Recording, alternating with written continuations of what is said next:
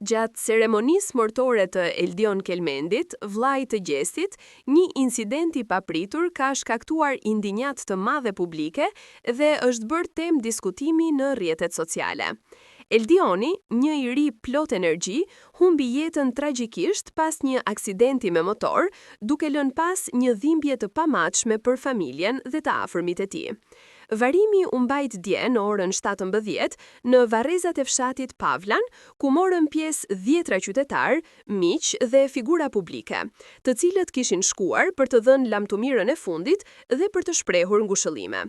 Atmosfera ishte e rëndë, e mbushur me lotë dhe dhimbje, por ajo u trazua nga një sjellje e papërshtatshme që nuk i shkon përshtat një momenti kaq solemn. Disa nga të pranishmit u fotografuan duke shkelur varret e ndjerëve që ishin të vendosur pranë varrit të Eldionit, një veprim i cili u raportua nga qytetarë të indinjuar dhe më pas u shpërnda në media. Këto pamje u konsideruan nga shumë njerëz si tregues i mungesës së kulturës së respektit dhe i indiferencës ndaj vendeve të shenjta të pushimit. Shumë qytetarë reaguan me zemërim, duke e quajtur këtë një akt të turpshëm dhe të papranueshëm, sidomos në një moment kur duhej të mbizotëronte vetëm dhimbja dhe solidariteti njerëzor. Në rrjetet sociale, reagimet ishin të shumta dhe të ashpra. Shumë komentues theksuan se respekti ndaj varrezave nuk duhet të cënohet kurrë, sepse ato janë vende ku prehen në qetësi ata që nuk jetojnë më, ndërsa të tjerë bën thirrje që të rritet ndërgjegjësimi publik për etikën gjatë ceremonive mortore. Sipas tyre, ky incident nuk është thjesht një gabim i rastësishëm, por një tregues i mungesës së ndjeshmërisë dhe i shturjes së vlerave tradicionale të respektit ndaj të vdekurve. Familja Kelmendi, e cila tashmë është duke kaluar një dhimbje të paimagjinueshme për humbjen e Eldionit, është përballur edhe me këtë situatë të pakëndshme që vetëm sa e ka thelluar plagën e tyre.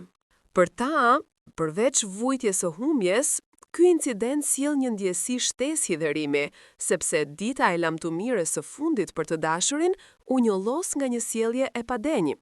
Të afërmit dhe miqtë e familjes kanë bërë apel për qetësi dhe për respekt, duke kërkuar që këto momente të mos përdoren për sensacionalizëm, por për reflektim. Në fund, publiku e ka cilësuar këtë incident si një thirrje të fortë për reflektim mbi kulturën e respektit dhe dinjitetit në raste të tilla. Shumë kush kërkon që të mos harohet se dhimbja e një familjeje është e shenjtë dhe nuk duhet të zbehet nga veprimet e papërgjegjshme. Ceremonitë mortore janë akte humanizmi dhe solidariteti, ku çdo gest duhet të shprehë ngushëllim dhe jo mungesë kujdesi apo respekti ndaj të tjerëve.